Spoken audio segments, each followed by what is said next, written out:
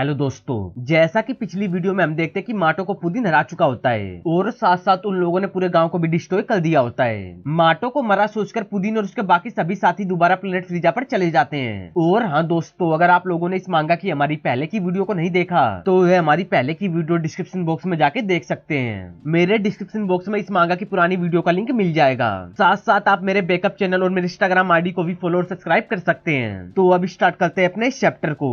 Chapter की शुरुआत होती है लास्ट चैप्टर के एंड से, जहां माटो इस फाइट के कुछ देर बाद होश में आता है और उसके सामने उस प्लेनेट के दो लोग खड़े होते हैं जो कि माँ बेटे होते हैं। अगर आपने मेरी पिछली वीडियो को देखा होगा तो आप इन दोनों माँ बेटे को पहले देख चुके होंगे। माटो को होश में आता देख उस लेडी का बेटा कहता है, मोम ये जग गया। इतने में ही माटो एक झटके से खड़ा होते हुए अपने आप को देखकर कहता है, मेरी सभी चोटें ठीक हो गई हैं। तब माटो उन माँ बेटे को देखकर उनसे पूछता है, क्या तुम लोग ठीक हो? माटो की बात को सुनकर वह बच्चा कहता है, हाँ मिस्टर हर्प ने मुझे हील कराया और बाकी सभी लोगों को भी। उस बच्चे की बात को सुनकर माटो हंसता हुआ कहता है, ओ तो वह मिस्टर हर्प थे। मैं खुश हूँ कि विलेज के सभी लोग ठीक हैं। इतना कहकर माटो वहाँ से भागकर अपनी मोम के पास जाते हुए दोबारा कहता है, मिस्टर हर्प इसके लिए थैंक्स, मोम मैं आ रहा हूँ। माटो वहाँ से भागकर मिस्टर हर्प और बेस के पास आते हुए कहता है, मिस्टर हर्प बेस, उस फैमिली ने मुझे बताया कि आपने सभी लोगों को ठीक किया है, इसके लिए थैंक्स। गांव वालों का क्या हाल है? मेरी मोम बहुत बुरी तरह से घायल थी। माटो की बात को सुनकर मिस्टर हर्प दुखी मन से कहते हैं, मुझे माफ करना, मैं गांव वालों को नहीं बचा सका। मैंने तुम्हारी मोम को भी हील किया था लेकिन तब तक बहुत लेट हो चुका था। मिस्टर हर्प की बात को सुनकर माटो हैरान होता हुआ इमोशनल होकर कहता है, नहीं ऐसा नहीं हो सकता, वे फैमिली भी तो। क्यों, वे लोग कैसे बच गए? माटो की बात को सुनते ही मिस्टर हर्प उससे कहते हैं, जब एलियंस यहाँ पर आए थे तो वे लोग मेरे घर के पास में थे, मुझे इसके लिए माफ करना, वे गाँव के अंदर थी, हमारी पावर वहाँ तक नहीं पहुँच सकी। मिस्टर हर्प की बात को सुनकर माटो अपनी मोम के पास जाते हुए उन्हें देखकर कहता है, मोम प्लीज अपनी आंखें खोलो, मोम जग भी जाओ मोम। इस समय माटो की मोम बेहोश पड़ी अपने पास्ट के बारे में सोच रही होती है, जहाँ वे अपने सेन हस्बैंड से रोते हुए कहती है, प्लीज मत जाओ। अपने वाइफ की बात को सुनकर वह सेन उससे कहता है, मुझे इसके लिए माफ करना, हम सेन एक वॉरियर देश हैं, हम अपनी फैमिली के साथ खुशहाल और शांति लाइफ को नहीं जी सकते हैं, हमें बैटल में मरना पसंद है, ये हमारा गर्व और इतिहास है। तब हम देखते हैं माटो को जो इस समय बच्चा होता है। अपने बेटे को देखकर वह सेन दोबारा कहता है, तुम दोनों एक साथ अच्छी लाइफ को एंजॉय करोगे, जब भी तुम मेरे इस बैंड को देखोगी तो मुझे याद करोगी। छोड़ो इन बातों को, चलो अगले किसी स्टार पर चलते हैं। तभी एक सीएन जो कि बार्डोक होता है उसके पास आते हुए कहता है, बच्चे और पत्नी कितनी परवाह, अगर पूरे यूनिवर्स में बिखरे सीएन इस बारे में सुनेंगे तो चौंक जाएंगे।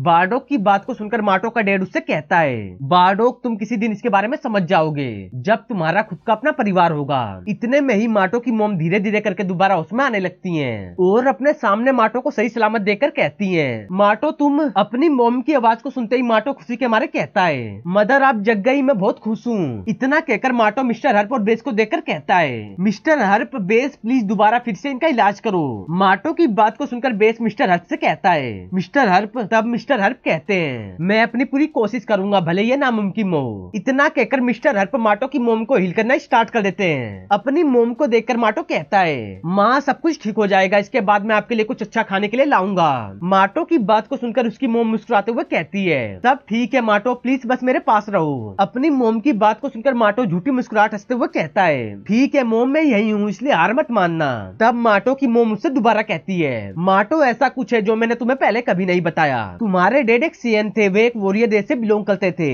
इस बात को सुनते ही माटो हैरान होता हुआ कहता है, मेरे फादर एक सीएन? तब माटो की मोम उसको बताती है, मैंने सुना है वे लोग अलग अलग सितारों पर हमला करके वहाँ के लोगों को समाप्त करके उसे दूसरे एलियंस को बेचते थे और वे लोग ये काम फ्रीजा के ऑर्डर्स पर करते थे। शायद हम पर हमला करने वाले भी फ्रीजा के सैनिक थे, वे बहुत भयानक है, इसलिए मैं नहीं चाहती थी कि तुम हिंसा का कभी भी प्रयोग करो। मुझे नहीं लगता कि तुम्हारे डैड अभी भी जिंदा होंगे, भले ही तुम्हारे डैड भी वैसे ही थे, फिर भी मैं उनसे बहुत प्यार करती थी और तुम्हें भी उतना ही प्यार करती हूँ। जो जिंदगी तुम जीना चाहते हो उसे जियो। इतना कहते ही माटो की मोम अपनी आंखों को बंद कर लेती है। अपनी मोम को देखकर माटो उदास होता हुआ कहता है, मदर नो नहीं मोम। अपने लास्ट वर्ड को खत्म करते ही माटो की मोम भी अपनी लाइफ को छोड़कर चली जाती है। इसके कुछ देर बाद हम देखते हैं कि माटो अपनी मोम के मर जाने के बाद आग के सामने खड़ा होता है और इस समय माटो बहुत ज्यादा गुस्से में होता है। इसके अगले दिन माटो अपने विलेज को देखकर और अपनी हार को सोचकर बहुत ज्यादा गुस्से में होने लगता है कि अगर मैं ताकतवर होता तो। इतना सोचते सोचते माटो अपनी पावर को बढ़ाकर पूरे पहाड़ को डिस्ट्रॉय कर देता है। पहाड़ को डिस्ट्रॉय करने के बाद माटो दोबारा नॉर्मल तरीके से खड़ा होकर उसी बारे में सोचने लगता है। तभी उसी वक्त उसके पीछे से बेस उसको आवाज लगाता है, माटो। बेस की आवाज को सुनकर माटो गुस्से में कहता है, मैं उन सैनिकों को भी नहीं हरा सकता, लेकिन मैं कसम खाता हूँ कि मैं इनके बॉस फ्रीजा को हराऊंगा जो भी हो जाए। मेरी माँ को मार दिया गया, इसके बाद तो वह कभी भी शांति में नहीं रहेगा।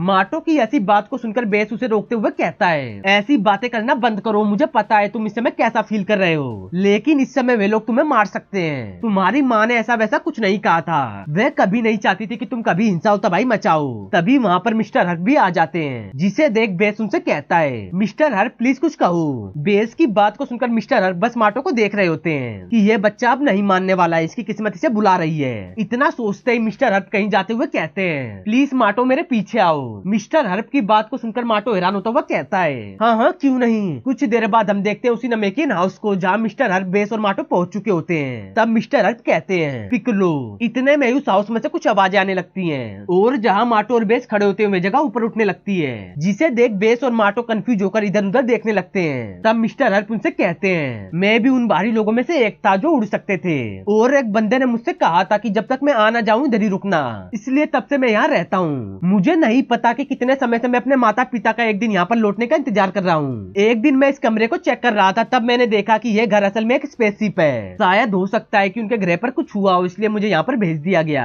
मैं इस स्पेसशिप का यूज अपने पेरेंट्स को खोजने के लिए करना चाहता था, लेकिन मैं ऐसा नहीं कर सका। मैं उस समय बहुत डरा हुआ था, मुझे लगा कि वे यहाँ मेरे पास इसलिए ना आ सके क्योंकि मेरे हिसाब से वे मारे गए थे, इस कारण मैंने इस प्लेनेट को नहीं छोड़ा। यहाँ के लोग मेरी हीलिंग एबिलिटीज को जानने लगे थे और वे मुझ पर भरोसा भी करने लगे थे।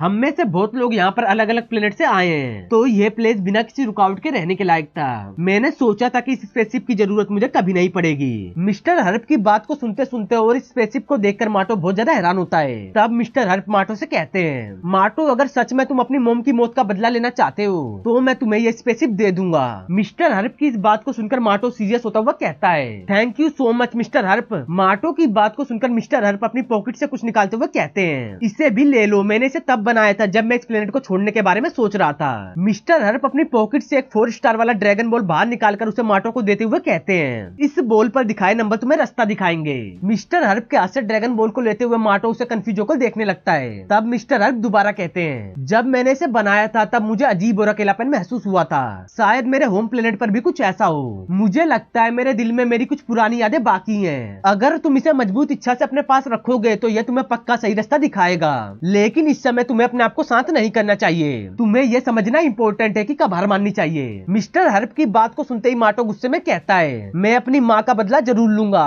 और आखिरी बात बेस, प्लीज तुम भी इसके साथ जाओ, तुम्हारी एबिलिटीज निश्चित रूप से इसकी जर्नी में मदद करेगी, लेकिन अपने आप को कभी मजबूर मत करना, तुम कभी भी घर वापस आ सकते हो। मिस्टर हर्प की बात को सुनकर बेस कहता है, समझ गया। बेस की बात को सुनते ही मिस्टर हर्प दोबारा कहते हैं, मुझे लगता है तुम्हारी ये जर्नी कठिन होगी, मैं तुम्हें दोबारा बता रहा हूँ, अगर तुम्हें लगे कि तुम अब नहीं कर सकते तो तुम यहाँ कभी भी आ जाना, और गुड लक। माटो मिस्टर हर्प की इस बात को सुनकर कहता है, हाँ और हर चीज के लिए थैंक्स, हम यहाँ लौटकर जरूर आएंगे। अपनी बात को कहते ही मिस्टर हर्प अपने उस हाउस से, जो कि एक स्पेसशिप होता है, उससे बाहर निकल जाते हैं। शिप के अंदर मौजूद बेस और माटो अपनी जर्नी के लिए रेडी होने लगते हैं। माटो इस समय बस ड्रैगन बॉल को देख रहा होता है और उसे देखकर सोचता है क्या अमेजिंग बॉल है। इतना सोचते ही माटो बेस को देखकर, जो कि इस समय शिप को उड़ाने के लिए रेडी होता है, उससे कहता है, ठीक है तो चले बेस। माटो की बात को सुनकर बेस कहता है, हाँ अब चलना चाहिए। अपनी बात को खत्म करते ही माटो और बेस स्पेस की तरफ जाने लगते हैं। नीचे खड़े मिस्टर हर्प उन्हें जाते हुए देख रहे होते हैं कि बच्चों ध्यान रखना।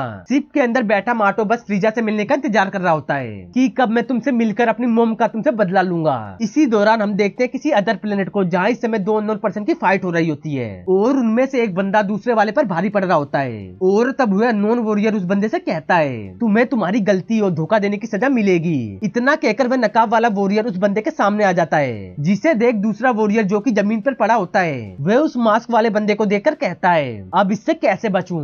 तो दोस्तों इस चैप्टर का एंड इधर ही होता है और मैं जल्द से जल्द इसके नेक्स्ट चैप्टर को अपलोड करने की कोशिश करूंगा। और हाँ दोस्तों, अगर आप लोगों को मेरी वीडियो अच्छी लगे तो वीडियो को लाइक, वीडियो को शेयर और अपने चैनल CN Toons को सब्सक्राइब करना ना भूलें।